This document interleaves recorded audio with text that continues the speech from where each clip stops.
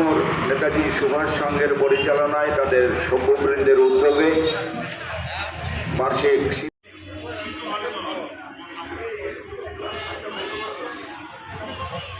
সিদ্ধান্ত নিয়ে থাকেন, মনস্থির করে থাকেন, অবিলম্বে চলে আসুন কল্যাণী কলেজ অফ মেডিসিন।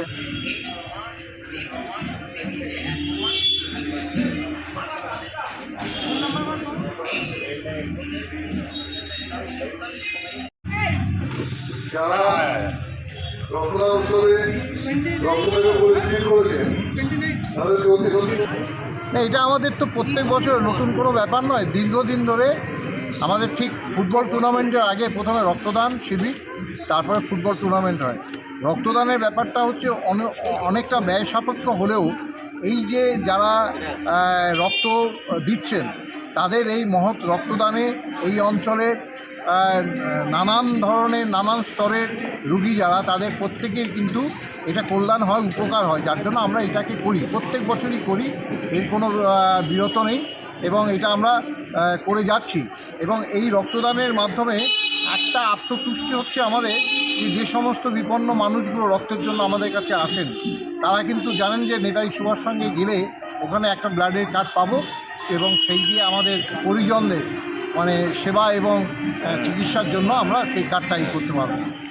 এটা হচ্ছে আমাদের প্রারম্ভিক আজকের এই অনুষ্ঠানের সূচনা এবং আগামী 18 তারিখ থেকে 24 তারিখ কন্টিনিউ আমাদের ধারাবাহিক যে ফুটবল টুর্নামেন্ট সেটা আপনারা জানেন, সেটাও আমাদের এই বাগমন নেতাজি সুভাষ সংঘের মাঠে অনুষ্ঠিত হবে। কততম বর্ষ এই রক্তদান শিবিরের এটা বলা যাবে না, 25 বছর তো উপর হয়ে গেছে, 40 বছর ধরে।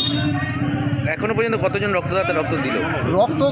রক্ত দেওয়ার তো মানে স্রোত রয়েছে এত, কিন্তু এরা তো 40 জনের বেশি নেবে না, লোক অনেক বেশি, কারণ অনেক মহিলারা এখানে রক্ত দেবেন, অনেক ব্যবসায়ীরা রক্ত দেবেন, যেহেতু এটা ব্যবসায়ী কেন্দ্র এবং এইখানকার নাগরিকরা যারা তারা রক্ত দেবেন। সবচেয়ে বড় ব্যাপার হচ্ছে মহিলারা, তারা এখানে এসে রক্তদান শিবিরে রক্তদান করে। দাদা, আপনি তো বিভিন্ন রকম সামাজিক কর্মকাণ্ডের সঙ্গে জড়িত রয়েছেন, কি বার্তা থাকবে এই রক্তদান শিবির নিয়ে? রক্তদানের মাধ্যমে আমাদের একটাই বার্তা যে দেখুন, আমাদের ক্লাব এটা সংগঠিতভাবে বহু বছর ধরে করছে। আপনারা যারা চিকিৎসার স্বার্থে আমাদের রক্ত কার্ড নিচ্ছেন তাদের কাছে একটাই মেসেজ যে আপনারা অন্ততপক্ষে সামনের বছর আরেকটা নতুন কোনো একে নিয়ে আসবেন যারা রক্তটা দেবে। রক্ত দেওয়াটা কিন্তু মানে বিফলে যায় না, রক্তর মাধ্যমে কিন্তু আপনি জানতে পারছেন আপনার ব্লাডের গ্রুপটা কী। মানে অনেক ক্ষেত্রে দেখা যায় নেগেটিভ ব্লাড, আমরা নেগেটিভ ব্লাড যখনই আমরা দেখে নেবো এই বছর, সামনের বছর তার রক্ত আমরা এখানে কালেকশন করবো না, কারণ নেগেটিভ ব্লাড অত্যন্ত কস্টলি। সেই জন্য আমরা তাদের রক্ত চিহ্নিতকরণ যেটাকে বলে, সেই চিহ্নিতকরণটা কিন্তু আমরা এই ক্যাম্পের মাধ্যমে আমরা করতে পারছি, জানতে পারছি। দেখুন, দীপন দত্ত এমন একজন ব্যক্তি যিনি বিভিন্ন সময় বিভিন্ন রকম সামাজিক কাজের সঙ্গে যুক্ত থাকেন।